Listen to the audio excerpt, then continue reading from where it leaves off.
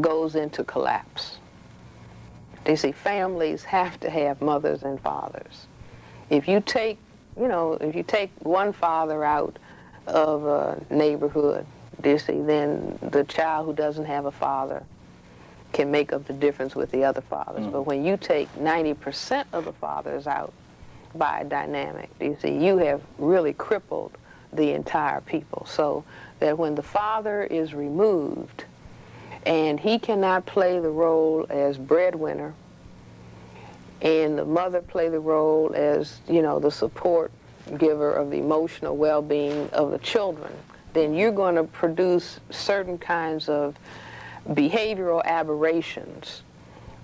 If the mother is forced to be the breadwinner as well as the giver of emotional supports, you see, then the emotional supports go wanting.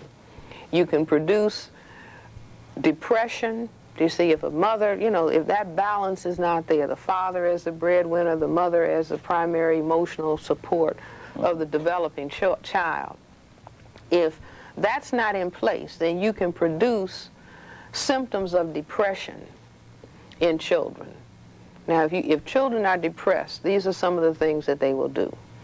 If children are suffering depression and dependency deprivation, they will become preoccupied with sex prematurely, and so therefore we get teenage pregnancy. They will not have the necessary emotional supports to tackle academic work, so we get school dropouts. A sufficient degree of depression, somebody says, well, here, if you drink this, you won't feel so bad, little boy. Or if you take this drug, you won't feel so bad. You'll feel real cool. Do you see? And so that's the way I say that we get teenage pregnancy, we get school dropping out, and we get use of drugs. If you take large numbers of fathers out of a community and male children do not have fathers to model their behavior after and to lean against so that they gain strength and confidence in themselves as male children, then you will have children forming together in gangs. You see, engaging in destructive activity. So I see that all of these plays are, do you see, coming about because the white king is, in our analogy, do you see, put the black king in check. And black people have not understood these dynamics, do you see, or they knew something was happening and they were begging for it to stop, do you see, but it can't stop. And so I say that now, once we make this analysis of what the dynamic of white supremacy is really all about, then we have to go into certain kinds of behavior formation. And one of the kinds of behavior formations, because see, now we have an epidemic of teen pregnancy, and there's no way in the world that a teenager can rear a child to emotional maturity. Do you see, that's not possible. Okay, so I say that we have to understand that this dynamic, white genetic survival dynamic that has checkmated the black king or put the black man in check, do you see, this is going on. But if we begin to understand that that is happening and then consciously codify our behavior, this is on the black side of the chessboard now, so that I have a rule: no black woman under the conditions of white supremacy should have a child before she's 30. No black male should become a father until he's 35. No more than 2 children, no closer together than 3 years apart. Do you see, now what am I doing? See, the white supremacy dynamic is not only putting the black male in check, but it is to inferiorize the behavioral functioning in order to hold an oppression, in order to have that sense of, look at them and I'm superior to them. I really feel genetically inadequate, but I get a psychological kick by seeing them in a very degraded state. Do you see? And so the counter move is to understand what this dynamic is all about. I mean, it's just like if you're in a sailboat and you want to get to a particular point on the other side of the river, you have to know the current of the wind and the current of the river, and you tack against that force to get to the point where you want to go. And so I'm saying that as political. Like at this point in time, black people say, well, politics is going to the polls and voting. That is, you know, politics is the power relations between people. Do you see? But everything you do is an aspect of expression of power or powerlessness. And so black people need to understand that it is a very critical and important part of black politics to bring to a screeching halt the inferiorization of black people brought on by white supremacy but carried out through the dynamic of teen pregnancy. Now, do you think this can be accomplished through your, quote, Democratic Republican parties? Well, how do you see these as go ahead. I mean, well, no, because you see these party, you know, Republican Party, Democratic Party, I say that these are parties, you know, that are under the white supremacy dynamic. And they are fundamentally about white genetic survival. But Dr. Welsing, someone would say that you have Ron Brown, who's chairman of the Democratic Party. Well, do you see, but it's like in psychiatry, I have to look for the bottom line. You have to make algebraic sums. You don't just look at one number. Do you see? You have to look at the pluses and you have to look at the minuses and you have to come up with an algebraic sum. And so the fact of, you know, one Ron Brown does not make, do you see, just like, you know, one Abraham Lincoln doesn't, you know, nullify the use of Willie Horton. Do you follow what I'm saying? In other words, those parties, and I'm not, you know, I believe that black people should enter the so-called Democratic Party and the Republican Party to teach justice, not to ask for anything. Do you see? Because asking, give me something, when the persons that you are functioning with say, well, wait a minute, I've got to survive genetically. If I give you something, that might empower you to cause my genetic annihilation, so I can't. Do you see? So I say that black people should enter Republican Party and the Democratic Party and enter anything else that they want in order to talk about justice and to educate. Do you see? But you don't count on, do you see? You don't depend on that. That you depend on, do you see, just like, you know, just like basketball, football, or, you know, war, you have to have tactics and strategy for, do you see, your survival. And ultimately what I'm talking about is bring justice to the planet Earth. Do you see? The vast majority of the people on the planet are non-white people. And it's an abomination that all of those people should be in a state of poverty and uneducated and not highly developed. And so it's about bringing justice to the planet so we can have peace. For example, you have you know, people who classify themselves as white, and they talk about the arms race and all the armaments and all the billions and trillions of dollars that are being spent for weapons. Do you see? But it's, you know, if you just talked about the white elderly struggling to, you know, make ends meet, do you see, or the white children that need to be educated. Well, we can't, you know, educate you because we've got to spend this money on armaments. Those armaments are to maintain white supremacy. All those weapons surround all the non-white people on the planet. Do you see? And that old game about it's a capitalist versus a communist, everybody sees, well, that's, you know, obviously that's not real. Well, and where do black soldiers in the military fit in on the chessboard here? Well, they're, you know, you could call them pawns, you know, being used by the other side. I mean, the non-white people are used to, you know, to the extent that they are, you know, my father fought in a war, and I could say the Second World War was about, you know, which white brother is going to have the control of what. But the bottom line was all of those black soldiers did not, you know, achieve equality as a result of fighting in that war. And so we just have to understand. Well, what about the notion of the world war when the whole world was not involved in the war, either war? Wait a minute, the notion that, well, they call it the World War. World War I, World War II. But everybody in the world wasn't fighting.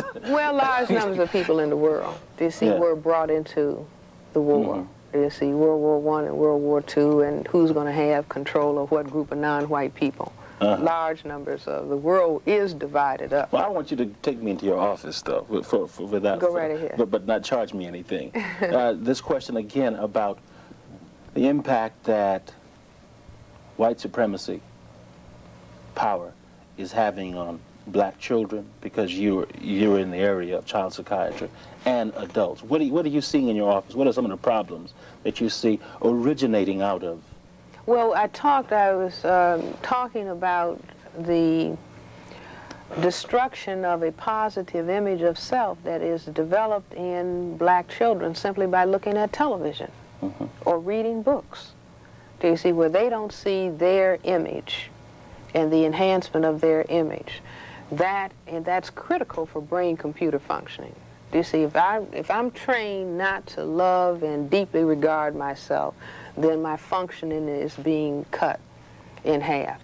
The attack on the black male under white supremacy, I say, is a major reason for the destructive relationships that very often go on between black male and female. You see, again, it's like divide and conquer. You see, you can make a man not get along with his wife by refusing to promote him on a job. I mean, that can happen with a white male. Do you see, if he isn't advancing on a job and he starts feeling bad about himself, and so he goes home and kicks a dog and argues with his wife. Do you see, because his sense of self. But most of us will just look at that particular microcosm of this woman and this man and say that, you know, what's wrong with him? Exactly. Or what's wrong with her? Exactly. And not be able to look. Well, we're trained in that way. Do you see? I mean, white supremacy, I mean, you know, does the white side of the chessboard tell the black side, now this is a strategy that I'm going to use to defeat you? No. Do you see? If the black side doesn't, you know, perceive it or decode it, then tough luck. So white supremacy never talks about it. I mean, white supremacy says this is a democracy, everybody is equal, da-da-da-da-da. Do you see? But that's not the dynamic that is actually being carried out. Whereas if you taught children in the first grade, this is a white supremacy state. This is the way that white supremacy functions. White supremacy has a goal objective to inferiorize non-white people. We want you to understand this, boys and girls. Do you see, if that was taught, then wait a minute, I'm not going to be inferiorized. I'm going to stay in school 10 hours a day. You see? So that's, you know, that's not taught. So people are not taught that. I could tell people in my office very often, a male and a female black people, 90% of what happens in your marital relationship is determined by white supremacy. To the degree that you increase your knowledge and understanding of what white supremacy is about, you improve the relationship between the two of you. Do you see? Briefly, once again, how does white supremacy power reach into that home, to that African-American home? Well, I keep, you know, again, by attacking, do you see, by attacking the father, the primary breadwinner. Do you see, you control the housing that is available, you control the health care that is available. Do you see? By paying a person a substantially low wage, or by comparison. Do you see? You can raise all kinds of havoc. You can raise havoc by having the black female able to advance on a job at a faster rate than her male counterpart. Do you see? That raises all kinds of havoc in a system that says, well, the male is supposed to be the head of the household.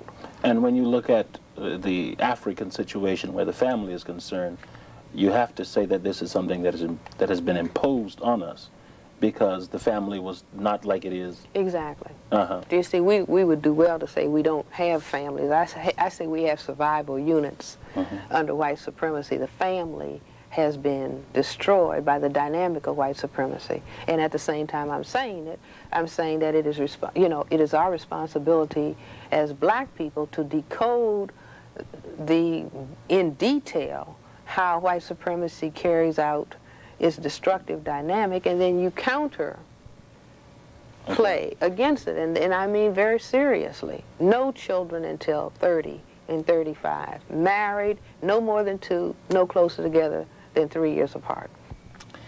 In your opinion, when is the African American child and adult in a state of good mental health? Well, one can say that as long as we are under major attack by white supremacy, and we don't understand that attack. We're not in a good state of mental health. And I think if we look at our condition, if we look at the number of children who are dropping out of school, the number of young people who are in the juvenile justice system, the number of people that are incarcerated, that these are signs that there's not maximal development of the black genetic and constitutional potential. We're under attack, and we have not worked out how to defend and develop ourselves. But and we will not be in a state of optimal mental health until white supremacy is no longer here. But in the meantime, as we are helping to eliminate white supremacy and taking responsibility for our own maximal development, it is incumbent on parents to, number one, be mature parents. Do you see? Meaning be old, no children having children. No overwhelming yourself with large numbers of children, do you see, which is a continuation of the slavery phase of white supremacy where people are breeding and studying. And I say that breeding and studying means to bring people in the world to be inferiorized, do you see? And so we have to become consciously aware of that. At the same time that I say that the breeding and studying comes about when the white supremacy system is giving welfare payments. Do you see? I don't give you a good job. I don't let you advance on a job, but I keep giving you increments in a welfare check. Do you see? I say that that is a, you know, it's like the slave master. Hattie, if you produce another baby, I'm going to give you another little piece of fat back. Do you see? To work on my plantation. So we have to take control over that. Then we have to, as parents, as older black people, have to show models of positive self-image and self-concept, even though we don't see it on the television, even though we don't see it in magazines and newspapers and the movies, etc. And we have to learn those behaviors. For example, there are behaviors that I call exercises in black mental health and black self-respect. And some of these exercises came from the textbook for victims of racism by Neely Fuller.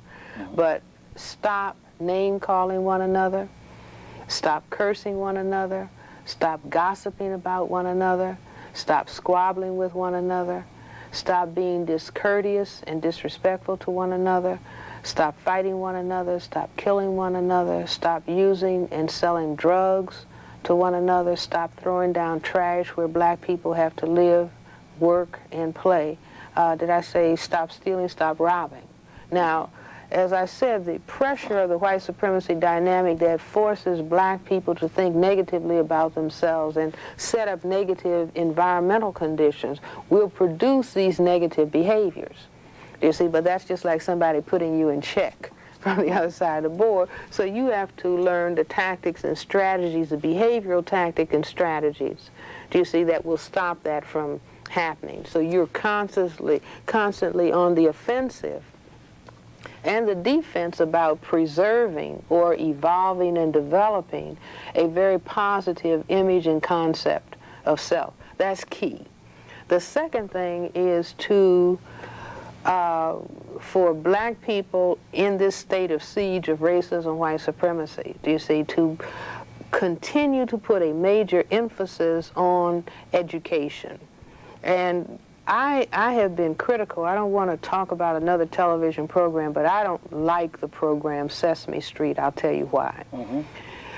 I think that it was a program developed for so-called inner-city black Hispanic children. And so you have the background is garbage cans, and then you have this big silly goose.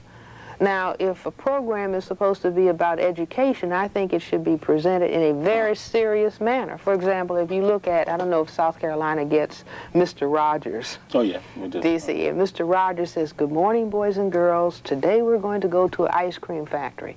Not a silly goose, do you see, and a dumb big bird, and a whole lot of noise and creatures coming out of garbage cans. Do you see? We're going to go to an ice cream factory and we're going to see how ice cream is made. Now that's education for children, do you see, who are going to have a responsible role in the society. And so I say consciously or subconsciously, that the Sesame Street is like Bantu education. Now somebody will say, well, they disagree. That happens to be my opinion, and I see it as conscious or subconscious thinking coming from the other side of the chessboard. But I think that to the extent that black people are able, that they should teach their children that education is very, very important, that you cannot ask anybody else to do and make perfect for you, that you must do it and develop it yourself, and you're not going to do it without an education. And I think that black children need to learn about the African past. Do you see, you have done a splendid job with your series, For My People, you see, in the episodes that you have talking about ancient African history that black people are deprived of. You see, that is not taught any place that I know of, and it should be taught, just like I think that white children, if they are taught the history of their ancestors in Europe, fine. Do you see? But then the ancestry and the ancient history of all other peoples should also be taught. Not just, well, you were enslaved and in 1863, do you see, Abraham Lincoln emancipated you. That's not the history, do you see, of African people who happen to be living here in America. We have the oldest history, and people in Europe went to Africa to learn years and years ago, do you see, and that should be taught. If it's not taught in the school system, then black people have to teach it, whether they teach it in school, in churches, or whether they teach it in homes. But this must be taught. And also, you have to understand the game that's on the table. Do you see? You don't take somebody to the football field and stand them up and say, play, without telling them what the game is all about. You don't go to the chessboard without being taught. Do you see, what is the object of this game? Which gets to my next question. You will hear many black parents complain that, and adults complain that the younger people don't know what racism is because it is more subtle than it more was. Refined. Yeah, all right, 20 years ago. What should black children be told about white supremacy? Everything. Absolutely everything. Do you see? But I think that the relationship between black and white people, Neely Fuller, I keep referring to him, I consider that he has done some very important work, you know, in terms of understanding white supremacy, but he talks about the relationship between black and white people being tacky. Do you see? Because there's not a lot of truth shared. A tacky relationship is 90% lies and 10% truth. Do you see? And at best, the relationships between black and white people more are specifically, tacky. When you say tacky, what do you mean? Meaning that there's no discussion about white supremacy. Do you see? That's lied about. And Small so, talk. I mean, it's like a married couple. Do you see? Where they are lying to each other as opposed to sharing truth. That a lot of lies go on, a lot of deceit goes on in the system of white supremacy. And so I think that black parents should tell their children everything, do you see? But instead of, well, I don't want to tell the child because it really is so horrible and I don't want to think about it. Do you see? That's incorrect. Because, what does that produce in the child? well, it's just a lack of understanding. Do you see? You have the child standing at the chessboard and you don't tell them what the game is all about. You don't tell them the plays that are going to come from the other side of the board, so the child is in a state of, you know, being checkmated, or the other side keeps saying check. And so the child just stands there. I can't play this game. I don't really know what's happening. As a matter of fact, I say that black people greet each other by saying what's happening because we don't know what's going on. You see, now is the time, before we enter the 21st century, for us to fully understand exactly and specifically what white supremacy is all about, and people at all ages should know. What should black children be told about white supremacy? Exactly what we're talking about here. Do you see? And more, that white supremacy is a system of behavior evolved by a tiny minority of people on the planet who are genetic recessive to the majority, and these behaviors that oppress and hold non-white people down are for the purpose of white genetic survival. These are very unjust behavior, boys and girls, or children, you see. And we have been asking that these behaviors stop, but because they consider these behaviors to be survival necessity, they continue. So therefore, this is what we must do. Do you see? We must learn how to take ourselves very, very seriously. Do you see? We must learn how to respect ourselves. We must learn how to respect one another. You see, I say even respect white people. Do you see? But be aware, that's like if you're on opposite teams, baseball, basketball, football, you can respect the team that's playing against you, but know that that team is playing against you. You see? And that ultimately what we're talking about is establishing justice and peace on the planet. But this is like a war that's going on now, you see. And our responsibility is to bring justice to the planet Earth. You see, but it's going to be a very difficult struggle because the people on the other side are very, very much afraid. And so therefore they are doing some very, very destructive and negative things. We must be aware of that.